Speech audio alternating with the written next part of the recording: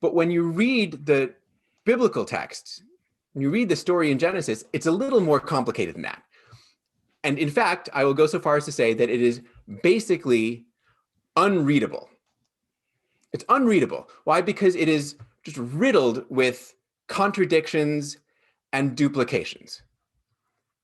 So, for example, the story starts with God telling Noah that he's going to bring a flood. And so Noah should take 2 of every animal on earth with him into the ark. And in the end of it, as you see on the screen, Noah does so.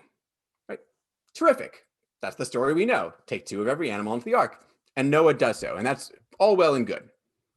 In the next breath, however, God tells Noah that he's going to bring a flood.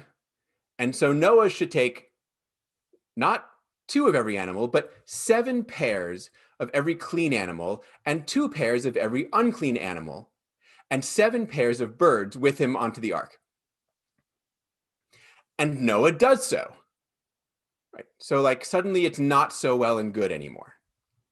Right? You can imagine Noah at this point being like, I just did the 2, how many animals am I supposed to be bringing? Right? What kinds of animals? And that opening is just the beginning of the problems. So as we read along, we may encounter some questions like, where do the waters come from? Do they come from above? Do they come from below? Do they come from both?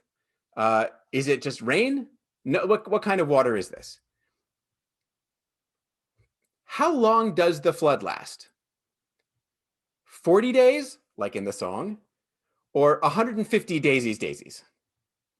Right. How many birds does Noah send out? What kind of birds? Why is he sending multiple kinds of birds? My favorite of the ones that I think people miss a lot is when God tells Noah to let the animals out so that they can be fruitful and multiply.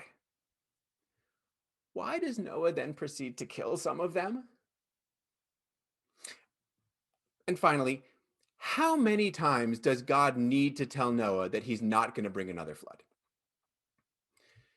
These are a handful of the kinds of problems that we encounter when we try and read the flood story as we have it in our canonical text of Genesis.